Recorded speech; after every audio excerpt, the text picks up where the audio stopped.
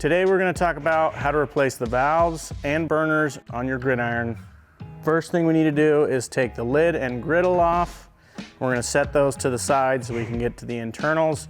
It's best to grab someone else to help you. I'm just going to grab it off, but you can pull them off together. Now we're going to remove these 3 screws on the flame runner. You'll need a Phillips screwdriver or drill.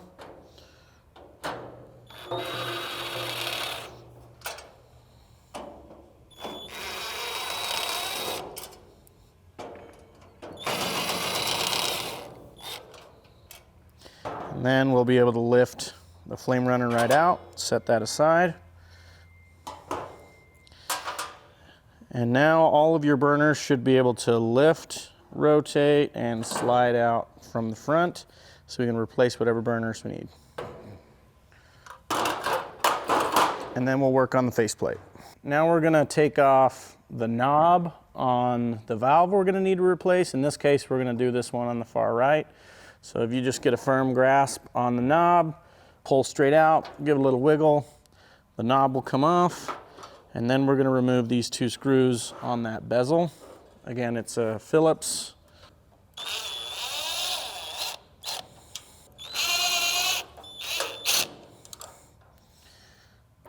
Now that bezel should just pull straight out. We're going to remove our grease chute just to get that out of the way. It just lifts straight up. We can set that aside. And then we're going to remove these 4 little screws across the top and then the 2 larger ones in the bottom corners.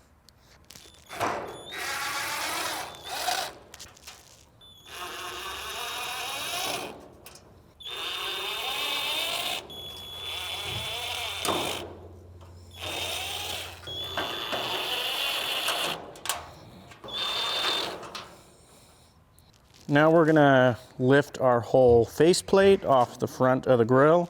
So it's in these 4 tabs that's holding it up. So we can just lift the faceplate straight up off the tabs, set it on top. Okay, now we're gonna remove this screw on the bottom of our valve. Right there.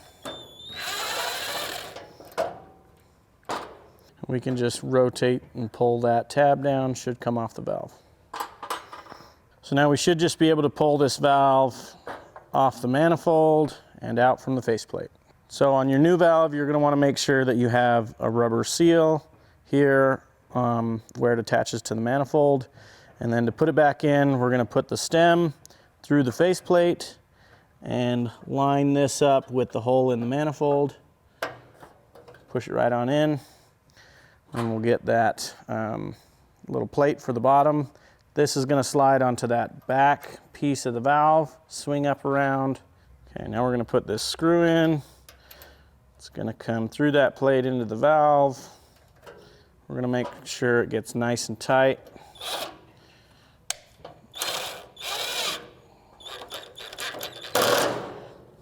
So now that we've got the new valve back in, we're going to take our faceplate and we're going to put it back onto the front. So kind of the same way we got it off in reverse.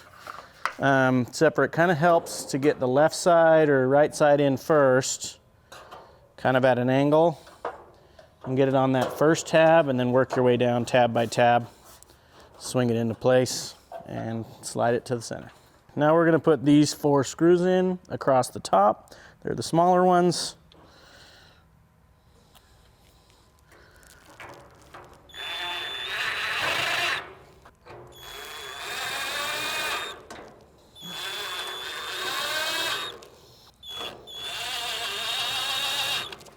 And then the 2 larger ones in the bottom corners. To install the burners back in, first thing to note is these holes are only on one side. They go from side to side. They're going to want to be facing down. And then we want to put this end of the burner over the valve stem and not the flamethrower ignition. So make sure as you're putting these in, you get them over the valve and swing them into place.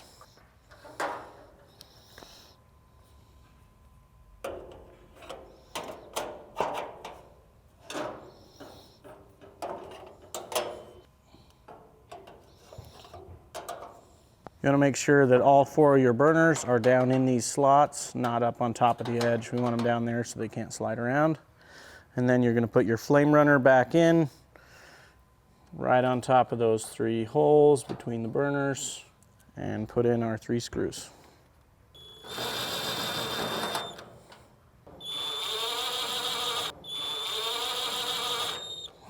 To reinstall our grease chute, we need to put this tab over this slot. So make sure you get the tip down just below the surface there, put the tab in and push down. Now we're gonna put the bezel back onto the faceplate. So the valve goes through the middle hole, and then we're gonna put these 2 screws back in. You need to make sure that this little red indicator is on the top side.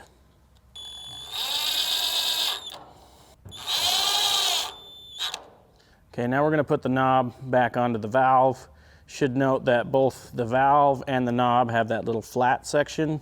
So we're gonna make sure we line those up. So line that up and press it firmly onto your grill.